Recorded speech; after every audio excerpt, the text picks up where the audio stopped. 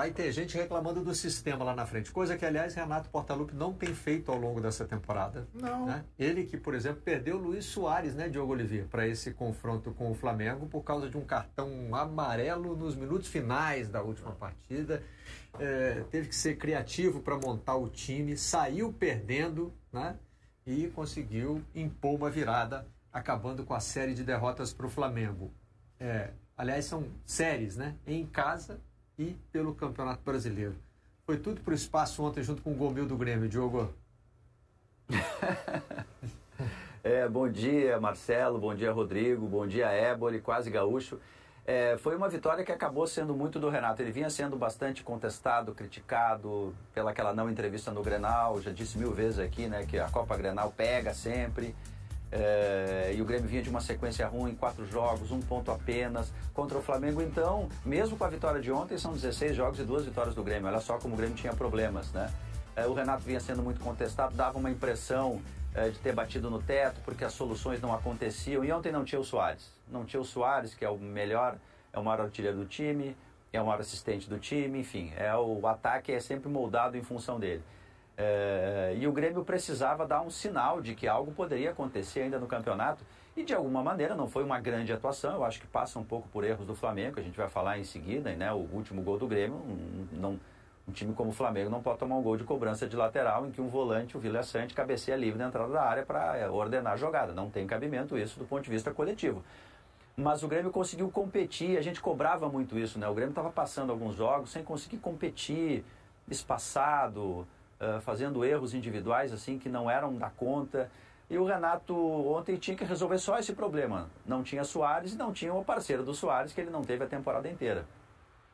O Renato arrisca, né? Novamente, ele entra com 3 zagueiros, ele entra com Galdino e não Carbajo, e aí também já não teve lugar para o Cristaldo, né? Para ter os 2 atacantes, que ele escolheu o Bessosi e escolheu o JP Galvão. O Grêmio, na verdade, no primeiro tempo, em algum momento ele foi envolvido pelo Flamengo. Ele toma o gol no momento que estava tentando ordenar o jogo, mas havia um certo equilíbrio. O Grêmio muda de verdade a partir das mudanças do Renato, né? O time equilibra maior, ele passa a marcar um pouco mais na frente, coisa que não conseguia fazer com o JP Galvão e com o Bessosi. Tira um pouco o Flamengo da zona de conforto que estava, trocando passes ali atrás no segundo tempo. E aí quando, enfim, no intervalo primeiro Ferreira no lugar do Bessosi, e aí depois tira o Kahneman, que era um zagueiro, para colocar Natan Fernandes, um menino de 18 anos, que normalmente joga na esquerda, ele entrou na direita. E aí depois o André, no lugar do JP Galvão, aí o Grêmio muda completamente. Aí o Grêmio tenta marcar alto, consegue incomodar a saída de bola do Flamengo, e se a gente for olhar, os gols do Grêmio, eles aconteceram assim, casualmente com os 3 jogadores que o Renato colocou. E ainda tem o Cristaldo, né, que entrou no segundo tempo, depois saiu, ali no finzinho, enfrentar o Bruno Vini para colocar mais um zagueiro. O Cristaldo, que sempre muito criticado por não combater, é ele que dá uma roubada de bola ali para o Natan Fernandes fazer o gol da virada. Soubemos muito claramente que o Grêmio, antes desse jogo, fez uma reunião dos jogadores, o Renato trouxe essa informação. A gente sabia que tinha um pacto, né? Mas pacto tem aquela questão, né? Puxa vida, pacto, quando você fala em pacto, aí vai dar tudo errado mesmo, de tão surrado que está o pacto por vitórias, enfim. Mas o Grêmio fez uma reunião do Renato com os jogadores, pediu para os dirigentes irem falar com os jogadores, falar da situação do clube, e ali o Grêmio deu uma remobilizada importante para esse jogo com o Flamengo. Para mim, continua um desafio do Grêmio conseguir fazer isso sem um episódio, que é sempre o Flamengo, Tite, Cebolinha, precisava vencer depois de muito tempo, conseguir fazer isso com mais regularidade para pensar em G. Agora tem América e Coritiba, em tese, apenas em tese, o Grêmio pode fazer aí 2 vitórias, talvez, né, contra adversários mais fracos e somar 3 vitórias seguidas e fincar sua bandeirinha ali no G6, que foi que o Grêmio continuou, apesar da vitória, porque todo mundo ganhou. Mas foi muito alívio do Renato, assim, deu para perceber o Renato bem aliviado, porque ele estava pressionado no sentido de que estava sendo mais criticado do que normalmente, e a vitória acabou passando ele fundamentalmente por isso, passou por ele. Os 3 que ele colocou no segundo tempo, redesenhando o time, resolveram o jogo. Aliás, ontem, nessa briga por G6, né, perderam o vice-líder Bragantino e o então terceiro colocado Flamengo. O Flamengo perdeu também essa posição para o Palmeiras. Estão empatados em número de pontos, o Palmeiras leva melhor nos critérios de desempate. Mas o Atlético Paranaense e o Atlético Mineiro venceram, né? Então era um jogo em que o Grêmio corria o risco de ficar fora do G6. Isso. Oitavo. E os dois próximos jogos, América e Curitiba, são jogos assim que o Grêmio não pode negociar resultado. É isso aí. Para firmar uma posição de que eu estou de fato na briga pelo G4. Porque o Grêmio fez o campeonato inteiro na parte alta da tabela. Mas como é um campeonato marcado por irregularidade das equipes, então mesmo sendo irregular, você consegue se sustentar, né, ali onde você mais ou menos se firmou no campeonato. Né? Mas não consegue dar nenhum passo mais forte, mais adiante. Precisa de uma sequência de vitórias. Agora é a hora do Grêmio ter uma boa sequência. Contra América e Curitiba. Engatar Flamengo, América e Curitiba. Sim, e me chama a atenção quanto é uma temporada que o Renato tem que reiniciar equipes, né? O Grêmio teve algumas formatações ao longo da temporada. E para mim, a perda mais recente que teve foi a mais grave, que foi a saída do Bitelo, que era um jogador para mim que era fundamental naquilo que o Grêmio buscava fazer, pelas características, por ser um jogador que sabe ter a bola no pé, sabe ser um jogador criativo, mas é um cara rápido, é um cara intenso, é um cara que ajuda sem a bola e não tem outro jogador desse nível e dessas características ali no elenco do Grêmio, somando as duas coisas. O Renato ontem, para mim, ele é muito feliz nas substituições, no momento em que ele faz, não digo nem tanto a do Ferreirinha, porque acho que o Ferreira começa a jogar bem quando o Grêmio empata o jogo. Antes disso, ele não tinha conseguido levar vantagem em nenhuma jogada, né? O gol é o divisor de água. Pois é, ali muda a chave do jogo totalmente. A gente vai... Chave do Flamengo. A gente vai amplificar um pouquinho mais esse debate, mas o Nathan Fernandes entra muito bem, já tinha acompanhado ele na base, e algumas entradas no time do Grêmio, tem muito talento. Cristaldo, como o Diogo falou, é um jogador tecnicamente importante. Aí, para mim, tá o ponto-chave dessa virada do Grêmio, né? Era um Grêmio que na primeira etapa, depois dos 15 minutos, adiantou a marcação, roubou a bola dentro do campo do Flamengo muitas vezes, rondou a área do Flamengo, mas era um time muito impreciso, né? Um time muito precipitado e impreciso.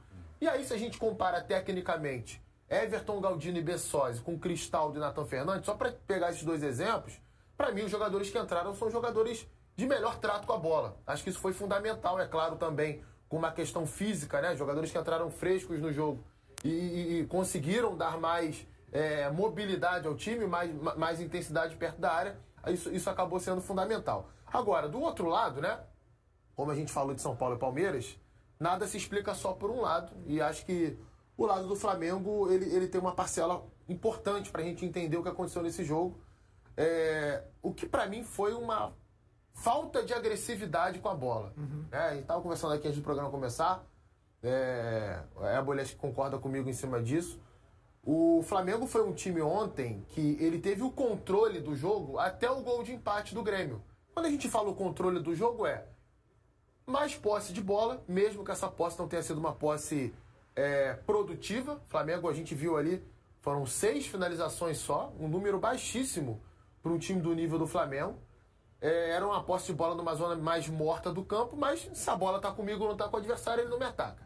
Quando o Grêmio atacava, o Flamengo protegia muito bem a sua área e a entrada da área. Bloqueou a finalização, cortou passe promissor, né? Impediu que o Grêmio chegasse tantas vezes em condição de finalizar. Eu acho que a saída do Pulgar é um capítulo importante dessa história, porque ele dá mais equilíbrio ao time e o Gerson não consegue oferecer nem perto da proteção que ele dá ao lado do Thiago Maia na cabeça de área. O Pulgar hoje não tem substituto no Flamengo. Não tem substituto. Tinha tomado um cartão amarelo já no jogo. Mas eu acho que isso aí você controla. Me parece que a principal motivação foi a parte clínica que o Tite falou, que ele estava com uma virose, estava até se tratando. Não sei se aquilo já ia causar prejuízos no segundo tempo. Mas é que, taticamente, ele proporciona um equilíbrio, né? Ele tem ali uma dupla função. Ele não tem substituto hoje no Flamengo. Nem o Alan seria o substituto para ele, na minha visão do que ele consegue entregar no meio campo do Flamengo. E aí, a partir do momento que você tem essa falta de agressividade, cara, você está muito à mercê de um crescimento do adversário, né? Se você tem o material humano, você tem o conteúdo, você não coloca para fora, você não vai lá machucar o adversário, qual a chance do Flamengo que o Flamengo teve depois do primeiro gol? Ou você cabeçada do Pablo. Fica refém do erro zero. Né? Porque você controla o jogo em baixa intensidade, você abre mão de matar o jogo. Perfeito. Diante de um adversário que não tinha muitas ideias para atacar, mesmo tentando ali com a alteração, com a entrada do Ferreirinha, mas eu concordo contigo, acho que o gol foi o momento em que houve a virada de chave no cenário da partida. E quando você fala de 3 gols em 11 minutos, gente, isso não é um contexto normal em jogo nenhum. Não. Né? Então, é porque houve um descontrole no jogo. Sim. E aí o Grêmio tirou proveito desse descontrole.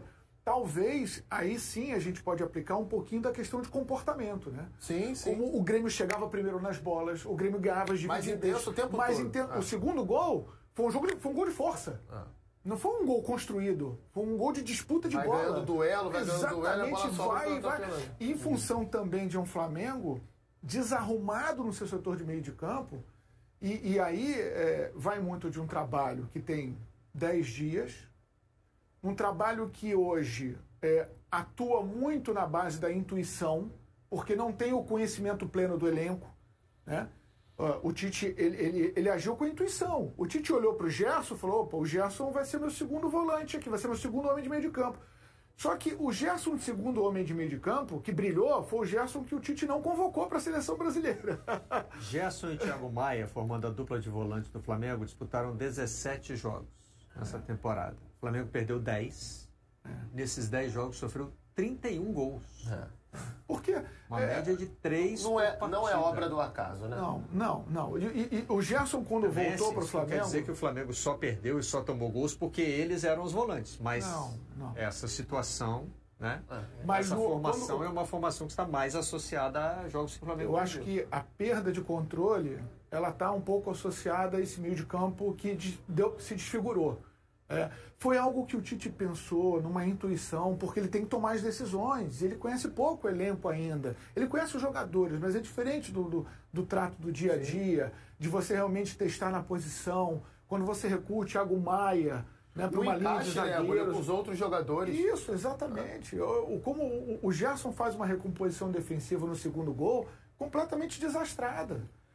E aí vem a memória que o Tite tem desses jogadores, porque ele conhece todos, inclusive convocou em alguns momentos o Gerson, sim, mas no melhor momento do Gerson, quando o Gerson foi inclusive pedido na seleção brasileira por todos, o Tite não convocou. E aquele Gerson que estava voando tecnicamente, ele atuava no Flamengo como um segundo volante. Quando ele vai para o Olympique e volta para o Flamengo, ele já volta com um meio ofensivo. Ele já perde completamente ali aquele cacuete, até porque o time do Flamengo em 2019 empurrava o Gerson para trás, para que todos pudessem ser encaixados, o talento todo pudesse ser encaixado naquele meio de campo. O Gerson teve que dar um passo para trás, jogou como segundo volante, jogou muito bem, porque era um time que se defendia com a bola. E marcava lá na frente. É diferente desse atual Flamengo. O segundo tempo do Flamengo ontem foi um segundo tempo sem a bola. O Flamengo não conseguia ter a bola para atacar, não conseguia sair em construção do seu campo de defesa. E quando toma o primeiro gol, você vê o Grêmio com a faca nos dentes. O Flamengo se perdeu. Perdeu completamente. As duas coisas que você falou estão nos trechos que a gente separou das entrevistas coletivas. O Renato fala da postura do Grêmio, de como ele armou o Grêmio, e o Tite de como o Flamengo sentiu o gol. O que eu fiz? Eu trabalhei bastante a parte tática com eles, justamente para armar a minha equipe de uma maneira que a gente pudesse defender bem, e nós nos defendemos bem, mas nós tínhamos que ter o contra-ataque também, e nós tínhamos o contra-ataque. Só que é fácil enfrentar a equipe do Flamengo. No intervalo do jogo, eu corrigi algumas coisas, elogiei meu time, porque mesmo perdendo o jogo, nós estávamos bem dentro do nosso padrão de jogo, dentro da qualidade do nosso grupo, a gente estava bem. O Flamengo não estava assustando a gente. Esperei um pouco mais até aí pelos 20 minutos para botar, aí sim botar a minha equipe para frente. Daí tirei um zagueiro, coloquei os atacantes mais descansados, abri 2 jogadores de velocidade pelos lados, coloquei o André lá dentro da área, que é um jogador de velocidade também. E aí nós tínhamos que arriscar um pouco mais. Sabíamos que nós iríamos deixar os espaços para o Flamengo, mas o Flamengo também teria que se preocupar com a gente. Nós fizemos o gol, voltamos bem no segundo tempo. As mudanças elas foram colocando velocidade o Grêmio. Trouxe o gol de empate. Numa circunstâncias, enfim, de infiltração central, de qualidade que teve. Senti um pouco o gol. O Flamengo sentiu, tem que absorver, e esse é um processo de maturidade, né? Absorve o gol e vai procurar o jogo de novo. E aí ele teve a efetividade nas jogadas criadas, ele conseguiu botar velocidade, fez o gol, nós fizemos o 3-2, ainda nas mexidas que teve, ainda um pouco de velocidade na frente, mas insuficiente para empatar. Aí estão as explicações dos treinadores. Grêmio... Tem coisas, Barreto, perdão, que o jogo técnico não tem capacidade de controlar. Por exemplo, o passe errado do Bruno Henrique é um passe que foge ao controle do treinador, né? Porque assim, o Bruno Henrique ele buscou o passe mais difícil, quando o passe mais simples poderia, inclusive, resultar numa chance clara de gol para o Flamengo. A jogada do gol do Grêmio nasce num passe que o Bruno Henrique tenta virar para o meio de campo, para o Arrascaeta, quando ele tem o Ayrton Lucas passando num corredor até a área do Grêmio, para o Ayrton Lucas carregar essa bola. E ele acabou optando pelo passe mais difícil. Bruno Henrique que, num momento raro, com a camisa do Flamengo, fez tudo errado. Ele fez tudo errado. E o Gabigol nada fez. E aí já não é tão raro assim. O Gabigol nada fazer já não é mais tão raro. Exatamente. Do Gabigol. Mas o Gabigol nada fez porque ele entrou no lugar do Pedro, que nada fez também. E esse aliás, tá difícil ali. Ali tá difícil. E essa é uma questão que caiu no colo do Tite para ele também resolver, tentar resgatar esses dois jogadores que são fundamentais para ameaçar os adversários. E ele foi perguntado ontem sobre isso na coletiva, e você percebe que ele fica desconfortável de dar a resposta. Né? Não lembro qual foi o colega que perguntou, mas a pergunta é exatamente essa, né? Da questão da fase dos atacantes do Flamengo. E que outrora foram jogadores de muita definição, de muita qualidade para decidir jogos, até quando o Flamengo não vinha tão bem coletivamente, como no início do ano, né? Pedro começa o ano muito bem, o Gabriel até faz alguns bons meses no início do ano, depois cai de produção. E hoje a gente está vendo, assim, o Pedro ontem não conseguiu segurar uma bola de costas para a defesa do Grêmio. Não ganhou um duelo. Contra o Vasco a mesma coisa. Né? O Gabriel entra no jogo numa rotação, parece que... Sabe, que ele tá em outro mundo. Que ele não tá entendendo o que tá acontecendo dentro do jogo. É diferente da molecada do Grêmio. Muito diferente, né? Ontem ficou gritante essa diferença, né? E acho que acabou sendo determinante pro resultado. Agora, o Tite fala um negócio ali, né, nessa resposta que ele deu, que, cara, é difícil de concordar, né? O Flamengo voltou bem pro segundo tempo, né? Talvez se dentro da proposta dele era controlar o jogo daquela forma, eu acho que era correr um risco muito grande, como acabou acontecendo.